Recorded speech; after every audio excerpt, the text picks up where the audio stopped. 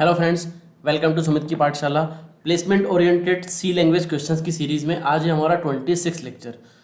आज के जो हमारे क्वेश्चंस होंगे वो बेस्ड होंगे pre processor directives and conditional compilation के ऊपर। दोस्तों, ये एक ऐसा टॉपिक है जो कि बहुत कम क्लासेस में पढ़ाया जाता है और बहुत कम ही इसके ऊपर क्वेश्चन सॉल्व कराए जाते हैं।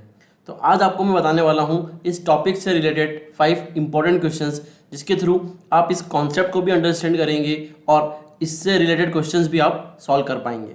तो चलिए, आज का हमारा पहला क्वेश्चन है hash include stdio.h। Basically pre processor directives जो हैं वो एक ऐसा कॉन्सेप्ट है जिसमें हम क्या करते हैं कि हेडर फाइल के बाद में हैश का यूज़ करके कुछ स्टेटमेंट लिखते हैं। अब ये हैश का यूज़ करके जो हम स्टेटमेंट लिखते हैं ये क्या क्या हो सकते हैं। तो ये स्टेटमेंट आपके या तो मैक्रोस हो सकते हैं जो कि रोल प्ले करते हैं डेफिनेशन का, जैसे कि मैं यहाँ डिफाइन कर रहा हूँ कि x = 3, इस तरीके से। अभी जो आपके सामने इस क्वेश्चन में आपको दिख रहा है वो आपको दिख रहा है इफ़। इसका मतलब कि कंडीशनल कंपाइलेशन। कंडीशनल कंपाइलेशन मतलब क्या, इफ एल्स आप सभी जानते हैं। इफ़ की कंडीशन अगर ट्रू होती है तो इफ वाला पार्ट एग्जीक्यूट होता है, अदरवाइज एल्स का पार्ट एग्जीक्यूट होता है। तो यहाँ पे ये समझिए कि कंडीशनल कंपाइलेशन से मतलब क्या है कि अगर x 3 के इक्वल होगा तो हम डिफाइन करेंगे y को 3 से। हैश डिफाइन यहाँ पर यूज होता है किसी भी कांस्टेंट को डिफाइन करने के लिए। तो सपोज मैंने लिखा हैश डिफाइन y स्पेस 3। इसका मतलब ये है कि मेरे प्रोग्राम में जहाँ पे भी y हो वो y किससे डिफाइन हो जाए, या कह सकते हैं कि y किससे रिप्लेस हो जाए, 3 से रिप्लेस हो जाए। तो इसको क्या किया मैंने, कंडीशनल कर दिया है कि अगर x की वैल्यू 3 के इक्वल है तो y डिफाइन हो जाए 3 से, एल्स आपका y किससे डिफाइन हो जाए, 5 से। तो अब समझते हैं इस क्वेश्चन को। मैंने यहाँ पर लिखा हैश इफ x = 3। क्या x की वैल्यू 3 के इक्वल है? तो ध्यान से देखिए कि x जो है वो तो क्वेश्चन में कहीं डिफाइंड ही नहीं किया गया है, और जब भी किसी वेरिएबल को, आइडेंटिफायर को डिफाइन नहीं किया जाता है तो उसकी वैल्यू होती है 0। इसका मतलब कि x की वैल्यू कितनी है, 0 है। तो जब ये चेक होगा कंडीशनल कंपाइलेशन के अंदर कि क्या x 3 के इक्वल है, जो कि नहीं है, तो कंडीशनल फॉल्स हो जाएगी और वो चला जाएगा एल्स में, और y जो है आपका वो डिफाइन हो जाएगा किससे, 5 से। तो आपके प्रोग्राम में जहाँ पे भी y होगा that y will be replace by the 5। तो ये y रिप्लेस हो जाएगा 5 से, और प्रिंटफ की हेल्प से जब आप वैल्यू प्रिंट करेंगे तो क्या प्रिंट होगा आपका, 5। तो करेक्ट आउटपुट यहाँ पर क्या होने वाला है, 5 होने वाला है। तो यहाँ पर इस क्वेश्चन के थ्रू हमने ये भी समझा कि किस तरीके से कंडीशनल कंपाइलेशन वर्क करता है, और एक ये भी हमने समझा कि हम प्री प्रोसेसर डायरेक्टिव्स का यूज़ करते हैं किसी कांस्टेंट को डिफाइन करने के लिए या फिर कंडीशनल कंपाइलेशन के लिए। तो आइए हम इसको चेक करते हैं कि क्या ये इसका आउटपुट करेक्ट है। Yes, 5 is the correct answer. आगे चलते हैं अगले क्वेश्चन पे। नेक्स्ट क्वेश्चन भी हमारा उसी तरीके के कॉन्सेप्ट पे बेस्ड है, हैश डिफाइन x3। अब देखिए यहाँ पर कंडीशनल कंपाइलेशन नहीं है, यहाँ पर हम ये कहना चाह रहे हैं कि मैं x को डिफाइन करना चाहता हूँ 3 से। एक बात आपको इस क्वेश्चन में मैं और समझाना चाहूँगा कि हेडर फाइल के बाद में ये जितने भी आप प्री प्रोसेसर डायरेक्टिव यूज़ करते हो ये सारे कब यूज़ होते हैं, कंपाइलेशन से पहले, या कह सकते हैं कि इन सभी का एग्जीक्यूशन कब होता है, कंपाइलेशन से पहले। तो पहले ये वाला पार्ट परफॉर्म हो जाएगा, उसके बाद कंपाइलर अपना वर्क शुरू करेगा और आपके कोड को मेन फंक्शन से एग्जीक्यूट करना स्टार्ट करेगा। तो जितने भी प्री प्रोसेसर डायरेक्टिव्स हैं उनका एग्जीक्यूशन हमेशा प्रोग्राम के कंपाइलेशन से पहले होता है। तो यहाँ पर मैंने x को डिफाइन कर दिया 3 से। अब मैंने लिखा conditional compilation if not x कितना है, 3, जो कि एक ट्रू वैल्यू है। प्रोग्रामिंग में 0 फॉल्स होता है, अदर देन 0 सारी वैल्यू क्या होती है, ट्रू होती है। तो इस ट्रू वैल्यू के आगे लगा हुआ है नॉट। नॉट का काम क्या होता है, ट्रू को फॉल्स करना, फॉल्स को ट्रू करना। तो ये जो 3 है ट्रू, ये इस नॉट की वजह से क्या हो जाएगा, फॉल्स, यानी कि 0 हो जाएगा। तो इफ के आगे क्या आ गया, 0 आ गया। अब चूंकि इफ के आगे 0 आ गया मतलब क्या हो गया, फॉल्स। तो इफ अगर फॉल्स हो रहा है तो कहाँ जाएगा, एल्स में। तो एल्स में जाएगा और वो ये बोलेगा, एल्स में जाके वो ये बोल रहा है कि आपको कौन सा स्टेटमेंट एग्जीक्यूट करना है, प्रिंटफ सुमित जैन एग्जीक्यूट करना है। अब यहाँ पे इंपॉर्टेंट ये है कि कंडीशनल कंपाइलेशन ये बोल रहा है कि अगर नॉट x है तो प्रिंटफ सुमित वाला स्टेटमेंट रहेगा, बाकी सब हट जाएंगे, और अगर ऐसा नहीं है तो एल्स वाला जो स्टेटमेंट है प्रिंटफ जैन वो रहेगा, बाकी सब हट जाएंगे। अब यहाँ पर जो इंपॉर्टेंट पॉइंट है वो ये है कि क्योंकि इफ क्या हो रहा है, फॉल्स हो रहा है, तो एल्स आपका ट्रू होगा, एल्स में जाएगा वो, और एल्स में जाके वो ये बोलेगा कि ये वाला स्टेटमेंट रहेगा, बाकी सब हट जाएंगे।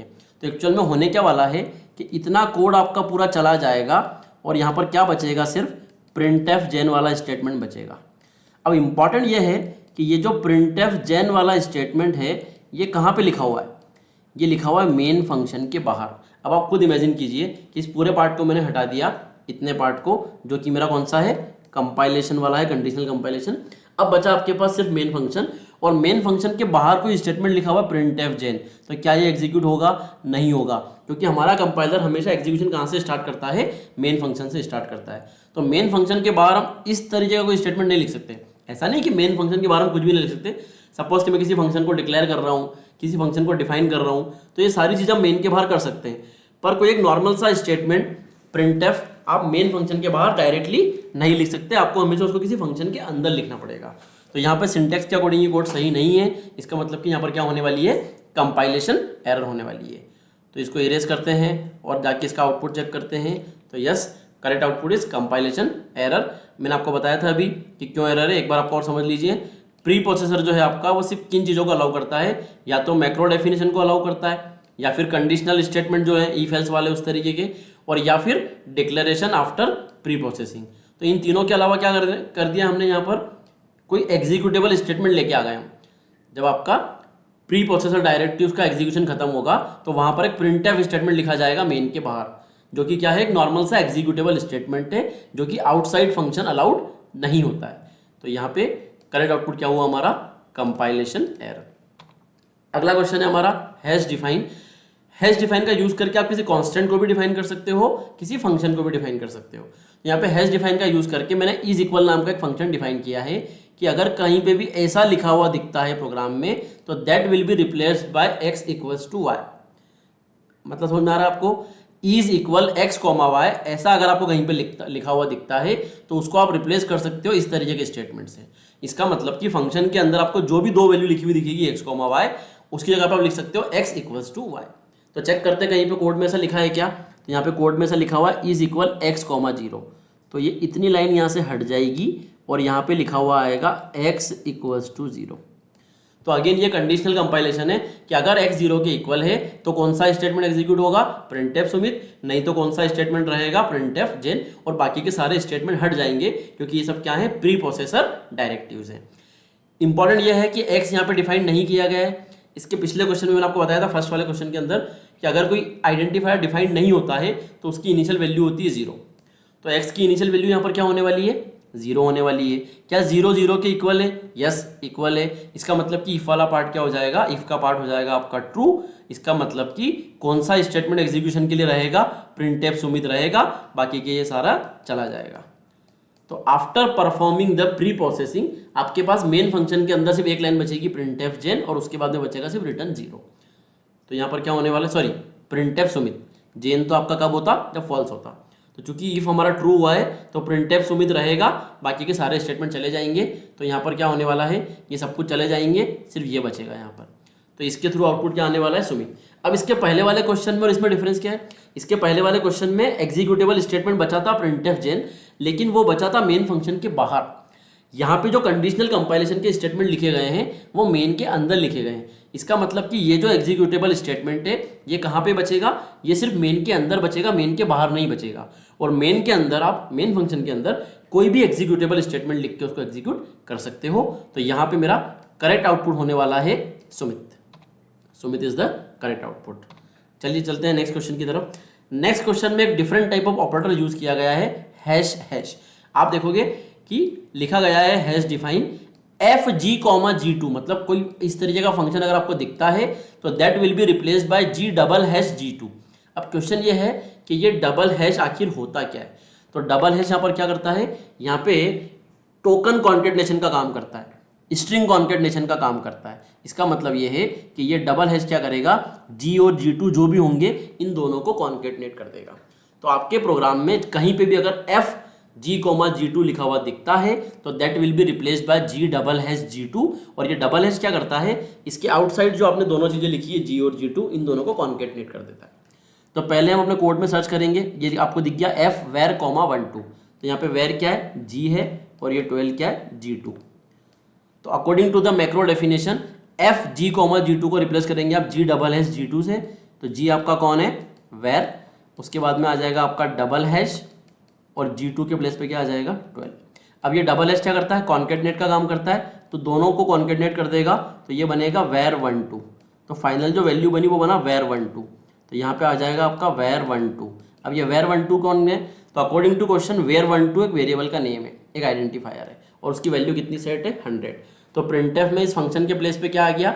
var12 की वैल्यू 100 ऑलरेडी डिफाइन है, तो इसका आउटपुट क्या होने वाला है? 100। तो इस क्वेश्चन में आपने एक नया ऑपरेटर सीखा, डबल हैश, जिसको कि हम टोकन कॉन्केटेनेशन या स्ट्रिंग कॉन्केटेनेशन कह सकते हैं। तो यहाँ पर हम आउटपुट चेक करते हैं कि क्या इसका करेक्ट आउटपुट 100 है। Yes, 100 is the correct output. आज का हमारा लास्ट क्वेश्चन है प्री प्रोसेसर डायरेक्टिव्स के ऊपर। इस क्वेश्चन में भी आप एक नया ऑपरेटर सीखने वाले हैं, हैश डिफाइन। अगर आपको कहीं भी गेट नाम का फंक्शन दिखता है जिसके अंदर एस वैल्यू पास की गई है, तो that will be replaced by the hash S. तो क्या आपको क्वेश्चन में कहीं दिख रहा है? यस, मेन के अंदर ये दिख रहा है आपको गेट, और ये जो सुमित जैन लिखा हुआ इसको आप मान लीजिए एस। तो ये गेट एस किससे रिप्लेस होगा? ये रिप्लेस होगा हैश, और हैश के बाद में एस मतलब कितना? सुमित जैन। अब ये हैश करता क्या है? तो ये हैश क्या करता है, इसके बाद आप जो भी दोगे उसको स्ट्रिंग में कन्वर्ट कर देता है। इसका मतलब ये है कि ये जो सुमित जैन लिखा हुआ है ना, इसके ऊपर डबल कोट्स आ जाएंगे, ये स्ट्रिंग में कन्वर्ट हो जाएगा। तो ये जो आपने लिखा है ना गेट सुमित जैन, इसकी जगह पे आने वाला है डबल कोट्स में सुमित जैन। अब क्वेश्चन ये है कि ये हुआ कैसे? तो यहाँ पे कौन सा ऑपरेटर यूज हुआ है? हैश। इसको हम बोलते हैं स्ट्रिंगाइजिंग ऑपरेटर। मैं आपको इसका नाम लिख के बता देता हूँ, इसको शायद मैं प्रोनाउंस सही से नहीं कर पा रहा हूँ। स्ट्रिंगाइजिंग ऑपरेटर है ये, जो कि क्या करता है, जो भी आपके पास ऑपरेटर होगा उसको स्ट्रिंग में कन्वर्ट कर देता है, डबल कोट्स के अंदर उसको लिख देता है। तो यहाँ पे कैरेक्टर हमारा एक एरे है, str नाम का कैरेक्टर एरे, उसके अंदर मैंने एक स्ट्रिंग पास करी सुमित जैन, और printf का यूज करके मैं उस str एरे को प्रिंट कर रहा हूँ using the percentile s। Percentile s आपका यूज होता है स्ट्रिंग को प्रिंट करने के लिए, आप सभी जानते हैं। तो str की वैल्यू यहाँ पे क्या प्रिंट होने वाली है? सुमित जैन। तो करेक्ट आउटपुट यहाँ पर हमारा होने वाला है सुमित जैन। आइए हम इसको चल के चेक कर लेते हैं कि क्या इसका करेक्ट आउटपुट सुमित जैन है। तो yes, Sumit Jain is the correct output. आप देख सकते हैं यहाँ पर मैंने मेंशन किया हुआ है the hash operator converts the macro argument into a string literal. तो जो आपका था ना हैश एस, इस एस को कन्वर्ट करेगा वो स्ट्रिंग लिटरल के अंदर। तो this is called the stringizing operator. तो दोस्तों आज के 5 क्वेश्चंस में हमने ये सीखा कि किस तरीके से हमारा प्री प्रोसेसर डायरेक्टिव्स काम करता है, मैक्रोस कैसे डिफाइन किए जाते हैं, किसी भी कांस्टेंट को हम कैसे डिफाइन कर सकते हैं यूजिंग द हैश डिफाइन, किस तरीके से आप कंडीशनल कंपाइलेशन लिख सकते हो इफ एल्स का यूज करके। इसका मतलब ये है कि कंडीशनल कंपाइलेशन के थ्रू आप ये डिसाइड कर सकते हो कि कौन से स्टेटमेंट एग्जीक्यूशन के लिए रहेंगे और कौन से नहीं रहेंगे। तो मैं उम्मीद करता हूं कि आज के 5 क्वेश्चंस आपको बहुत अच्छे से समझ में आए होंगे। इनमें से किसी भी क्वेश्चन में आपको अगर कुछ डाउट है तो आप मुझे कमेंट बॉक्स में लिख सकते हैं, मैं आपको उसका सॉल्यूशन और क्लैरिफिकेशन के साथ प्रोवाइड करूंगा। आगे भी मैं आपके लिए इसी तरह के और वीडियोस लाते रहूंगा। दोस्तों अगर ये वीडियोस जो मैं आपके लिए लेके आ रहा हूँ प्लेसमेंट प्रिपरेशन के लिए, अगर ये वीडियोस आपको पसंद आ रहे हैं तो प्लीज़ चैनल को सब्सक्राइब कीजिए, वीडियोस को लाइक करें और ज़्यादा से ज़्यादा अपने फ्रेंड्स के साथ शेयर करें, ताकि मुझे मोटिवेशन मिले और आगे भी मैं आपके लिए इसी तरह के और क्वेश्चंस प्लेसमेंट प्रिपरेशन के लिए ला सकूं। अपनी आने वाली अगली सीरीज़ के अंदर मैं आपके लिए प्रोग्रामिंग के क्वेश्चंस लेके आने वाला हूं, जो कि आपके एरे पे बेस्ड होंगे, लिंक लिस्ट पे बेस्ड होंगे, और उसके आगे हम लीड कोड प्रॉब्लम्स के क्वेश्चंस भी लेके आने वाले हैं आपके लिए, जहां पर हम लीड कोड प्लेटफॉर्म से क्वेश्चंस उठाएंगे और उन क्वेश्चंस को मैं आपको सॉल्व करके दिखाऊंगा अपने वीडियोस के अंदर। तो thank you so much friends, please channel को सब्सक्राइब करें और वीडियो को लाइक और शेयर जरूर करें। अगर आपको कोई क्वेश्चन है, जैसे कि मैंने आपको बताया, कि आप कमेंट बॉक्स में लिख सकते हैं। Thank you so much.